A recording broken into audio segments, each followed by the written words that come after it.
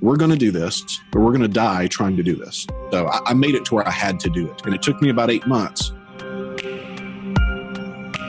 It can get kind of crazy sometimes. We've had situations where there's 6 or 7 people, all that have down payments, that want the house. And so it doesn't necessarily turn into an auction at that point, but there's no negotiation that happens. They cannot negotiate. Looking at your business, you've created this mastermind because you want to create this give back that you couldn't find before. What is your big why for doing all this? So on my business side, it's about creating something that outlives me. What is your end game right now? Do you have a focus on where you want to be with this process or other? So I thought, well, maybe like we go in and we buy multifamily, or we buy strips or mobile home parks or something. And I can't find an asset class on the commercial side that interests me. Hey guys, Brad here, and today we have a very special episode. I was actually on my friend Jason Yarusi's Real Estate Investing Foundation podcast. I thought he asked some really great questions, and some of which I'd never really been asked before, and I wanted to share that with you guys. So here I am on the Real Estate Investing Foundation podcast. Brad, how you doing? Doing well, Jason. Appreciate you having me on. I've been looking forward to this all week. Well, we're really excited to have you on, and Brad has a lot going on. So a little bit about Brad. His main core real estate business, American Community Investments, it buys and sells to create owner finance notes.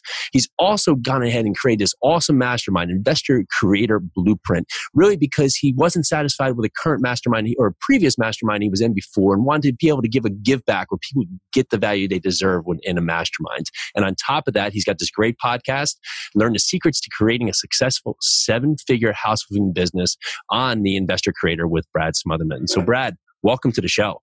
Man, excited to be here. I'm going to have so much fun with this. I'm probably just going to have to take a nap after we do this. That's usually it, right? So you go on the Foundation Real Estate Investing Foundation show and you take a nap right after. That's right. That's right.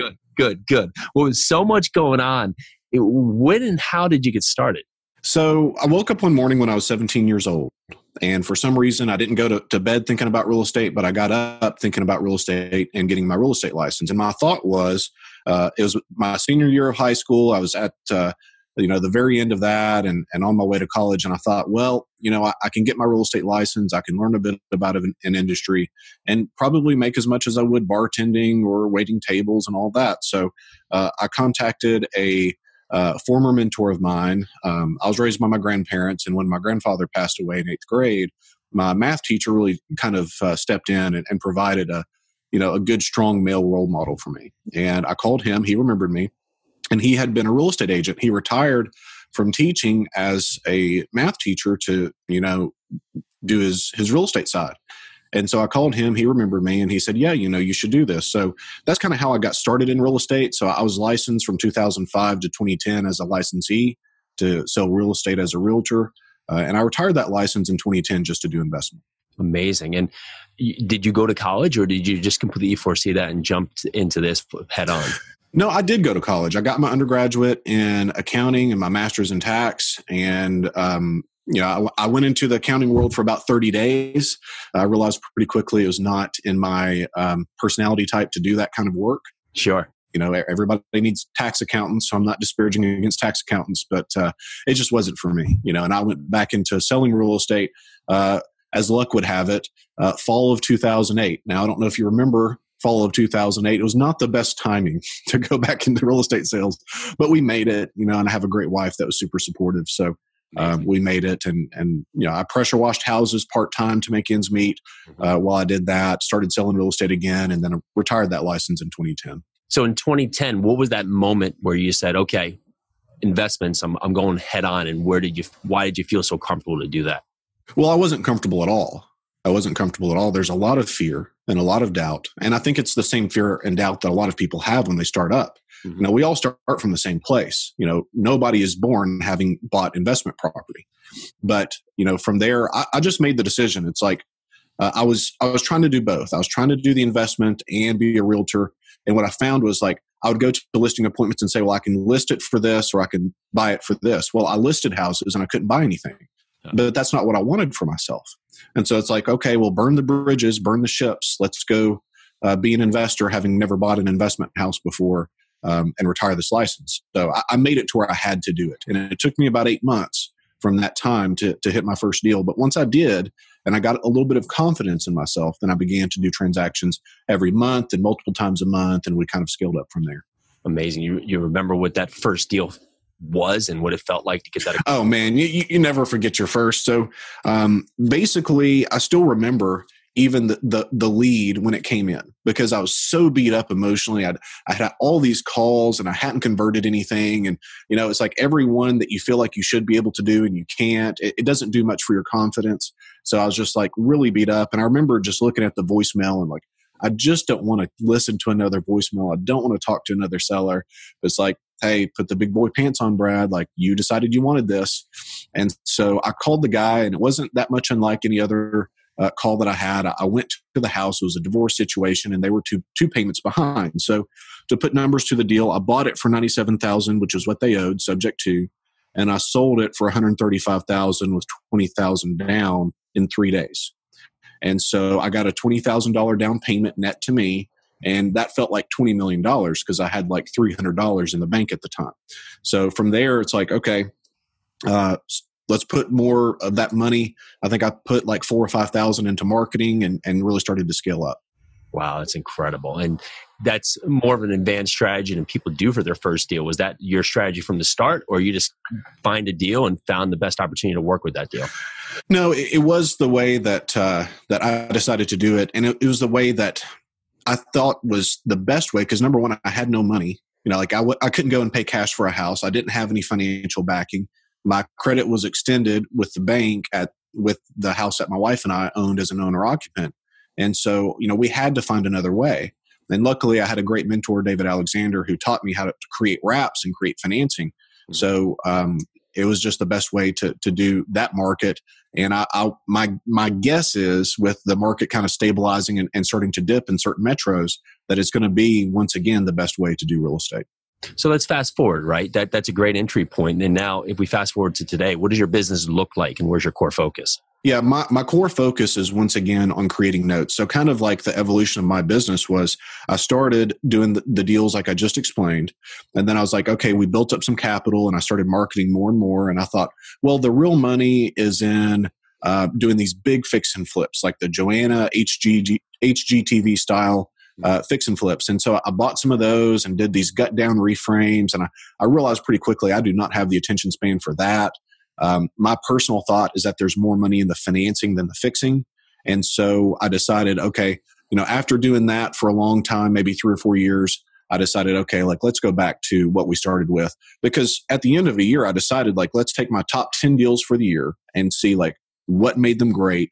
And let's try to focus on those kinds of deals. And I thought, well, maybe we'll see some similarities in the marketing or the lead type or whatever. Yeah. And what I found was that 7 of the 10 were owner finance transactions. So it's like, okay, those were our highest profit. They were our easiest transactions, and we're still getting paid on those today. So it's like, hey, let's just keep creating the notes. Yeah, highest profit, easiest transactions, and still getting paid on today. So if people are listening to why he continues with this method, well, that's 3 pretty strong methods right there of why you. I thought it made sense. It sure does. It sure does. So on a volume standpoint today, how many transactions do you look to do per month, per year, however you factor it, and what does your team look like? Yeah. So to put it in perspective, I don't really look at the transaction numbers. I'm really core focused on hitting the equity positions that we want to hit. Okay. So I have friends of mine that do 250 transactions a year and that kind of thing, and that's fine. But they're strictly wholesaling. So I think their average wholesale fee is somewhere around $12,000. And they have, all this marketing going out, and they have a staff of 15 or 20 people, and by the time it's all over, they're making what we are on maybe 15 or 20 transactions, So it's just like, I'd rather just have lower volume and take the lion's share of the profit. And we can do that easier, in my opinion, by creating owner financing. I love that. And you spoke about equity position. Can you talk to that a little bit and maybe give us an example? You gave us a great example of your first deal, but let's talk maybe about a common deal now, how you try to structure it. Yeah, and that deal, the first one, is not really unlike many of the situations that we get in. So let me take a deal. We actually got the contract on this one this morning. There's $115,000 owed on the property, and we got a really great rate. It's at a 4% rate. Okay, so we're taking that subject to our seller's getting $15,000 at close. So I'm in the deal at $130,000, but I can owner finance this house for $200,000. Okay. So I'll probably get a $25,000 down payment. That's our average. So I'll have a $175,000 note that's wrapped around a $115,000 underlying. So I'll have a $60,000 note. I'll make roughly $10,000 on the down payment because I have $15,000 going to my seller. I'll have $25,000 coming to me. So I'll have a $70,000 profit that begins to grow over time. So by the time this thing cashes out, it may be at 80 or 85, something like that, depending on how long it stays there. But this deal will cash flow probably, I don't know, $600 or $700 a month, on a deal that I have no money in, and I got paid to put together. So, I mean, that's the power of what we do, because, I'm not anti-wholesaler, but I'm not the biggest fan of wholesaling, because on this kind of deal, they may make $10,000 or $15,000 or maybe 20. But we're making the same amount day one and getting the note. And so we'd rather do that transaction and keep the lion's share of the profit. So you've been doing this for a couple of years now. Are you seeing there's an average hold time for these notes for you before someone takes you out? Yeah, they're going to default or pay off in 5 years. Understood. So that's usually where the metrics fall. So default or pay off within 5 years to some standpoint. Good. Correct. Thank you for that. So we've now taken to the point here, and your team, are you just still running it as yourself because you're able to handle it so much more in-house because you're doing just transactions that really pull a ton more equity than if you are trying to take on 100 transactions? No, I still have to have help. So probably 80% of my business now is the owner finance market, and maybe 20% is going retail. So we generate enough cash for us to continue to fund the business, because sometimes we'll have transactions that have a net cash outlay for us to capture the note, and that's okay. So for example, I have a transaction right now where we're buying the house for $20,000 cash, but I can owner finance it for $79,000 with probably $10,000 down. So I'll have $10,000 wrapped up in basically creating a $69,000 note, which is fine, but we still have some cash outlay. So I have a full-time acquisition person.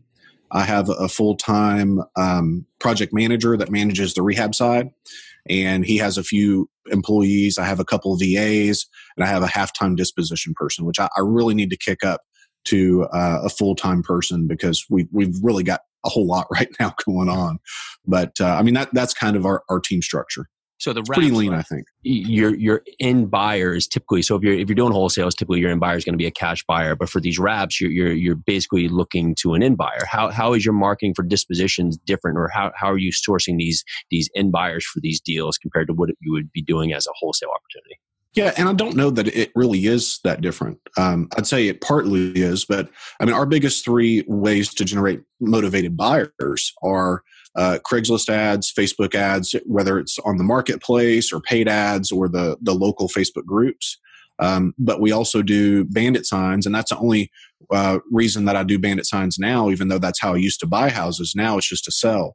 So we'll create a bandit sign that says owner financing, must sell, no banks needed, a little bit about the house, and then a phone number. And that phone number drives to a dead-end voicemail that tells them about the house, about how owner financing works. And so by the time they get in front of the house and they call someone that's live, they've seen the house, they've seen the neighborhood, they know the price, they know the terms of the deal, and they know that they have to have a reasonable down payment. So we don't want to talk to anybody until that point, because we can put signs out and have 100, 200 calls over a weekend.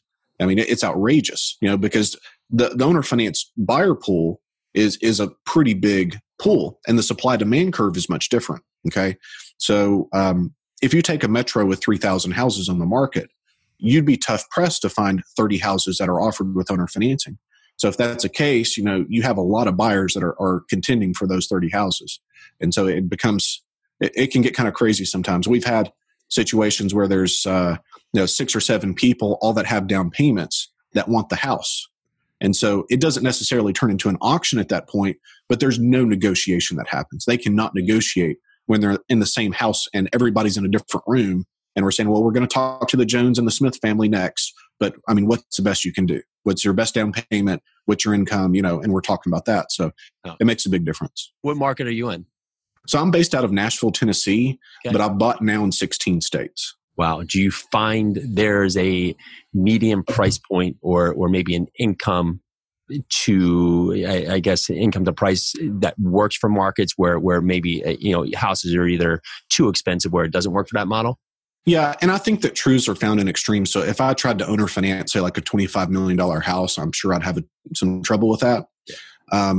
But I think as long as we're somewhere in the ballpark of median or below, that we're going to be just fine, or if we have a unique product. So, I mean, one of the things that I've found is that if we have a product that has some acreage, like if we have 3 or 4 or 5 acres, that it almost doesn't matter where it is. People want that land.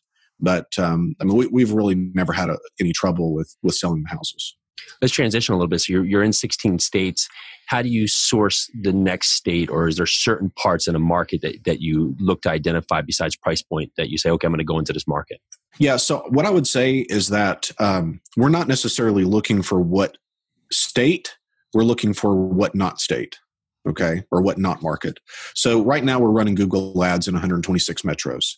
And we did that because we had a set budget and we wanted to capture as much as we can. And because we're going wide, we're able to bid a lot less per keyword and still keep the same amount of lead flow. So from that, I really don't want to play in markets that are like not exactly investor friendly. So like Washington being one of those, possibly California, and also in markets that have a median price range that's just really outside of my wheelhouse. So if the median price is over $500,000, it's really not something that I'm comfortable with coming from a market that's roughly half that. So I would rather just, stick with similar markets to the Nashville market. But luckily, I mean, Nashville is, from a demographic perspective, a fairly representative market of the country. So we can take our model and not exactly go anywhere with it. Some markets are certainly easier than others, but pretty much go where we want to go. Now, you spoke about looking to expand on your disposition person. Is there another significant role or part of your business that you're working on to solidify right now?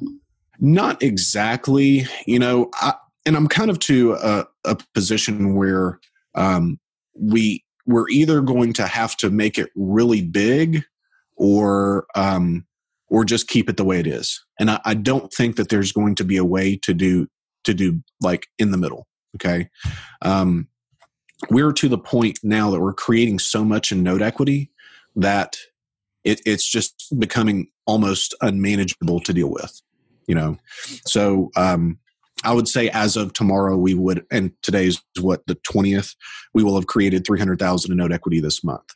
Wow. And so it's like, if we continue on that track, it's going to get to be a pretty much a conglomerate. It's going to be difficult to manage. So we're going to have to make those decisions. And I'm talking to some people about that. So what is your end game right now? Do you have a focus on where you want to be with this process or other? I don't know. And I've looked at other assets. So there was a time whenever I thought, okay, let's have, because my note should cash out over 5 years. Okay. So it's like, okay, if we're creating $2 or $3 million in note equity a year, and when we're projecting to receive that in 4 or 5 years, plus everything we've already built, then we're going to have excess cash at some point in the next 5 to 10 years, right?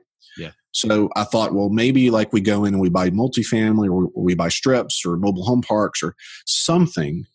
And I can't find an asset class on the commercial side that interests me, because I don't understand how someone, I mean, in the Nashville market, these REITs and everybody are buying at 4 caps and 5 caps and maybe 6. I don't understand how that works, because cash on a lot of our notes, we're getting like 20 to 40%. So it's like, I don't understand. I don't understand how that works. So somebody out there, and they have more money than I do, so they're not stupid, but they have it figured out where I don't. Yeah, that's okay, man. You stay in your lane, right? So what works for you, you keep rolling with. And looking at how productive you've been with your business, do you have a routine that you stick to for your days that help you be most beneficial to just hone in on your focus? To a point, I mean, we have to be somewhat flexible, because if we're not flexible, we're going to have things come up. So that's why I really don't like, for myself, time blocking, because I know that if the right deal comes in, like not necessarily right now because this podcast is like the priority right now, but right after this podcast, that I'm like getting in my car and I'm going somewhere. Well, I didn't plan for that at 8 a.m. So for me, I really like to wake up and do my affirmations. And also, I have a list of things that I'm grateful for, go through my list of what I'm grateful for. And that just kind of like primes me to have the right perspective for the day. And then I'll go to the gym because I want to get that out of the way. So it's like I'm feeding my mind, I'm feeding my body first. And then from there, I feel like I'm in a decent position and I have a good platform to be productive throughout the day. I love that. Do you have words that you live by? I would say I have a lot of little sayings that I live by. You know, I'm not sure. So, I mean, one of them is never underestimate how wrong you can be. So we try to be really conservative in our numbers and our purchases. And you know, if you have to spreadsheet a deal, you don't have a deal. You know, deals are obvious. Another one is anything works at a price. So we can have a terrible looking house. We've actually had people pay us to take houses before. You know, so anything works at a price. Focus on the few, not the many. You know, we want to, I'm a believer in the 80-20 rule. So let's focus on the 20% that creates the 80% output. So, I mean, I have different things like that I wouldn't say base my life on, but definitely want to adhere to a certain perspective. Sure. Yeah, incredible. I love those. And looking at your business, you've created this mastermind because you want to create this give back that you couldn't find before. What is your big why for doing all this? On the real estate investing side or the mentorship side? However you want to take it. Yeah. So on my business side, it's about creating something that outlives me. So it's like I have a 3.5-year-old little girl and I have a 10-month-old boy.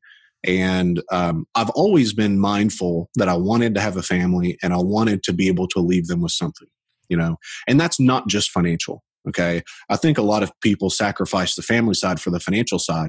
And that's like the biggest waste that I can imagine. You know, I want to have an asset that is an asset base that is self-perpetuating. So if I can create enough note equity to where when it cashes out, it's going into a trust, and it, you know, let's say it's $10 million with a 10% yield, and we can't spend $1 million a year. It's like I don't live a lifestyle where I can spend $1 million a year. That trust will continue to grow. You know, that trust will continue to grow. So that's on the real estate side. That's my goal. On the mentor side, it's a lot more fun to have mentees of mine do deals than for me to do another deal. So I know the struggle that it takes to get through that learning curve, and to be able to pull people across the goal line is just so satisfying for me. Looking at someone listening to the podcast today, maybe first time listening to real estate, or they're just sitting in a role in their life that they know they want to make a change.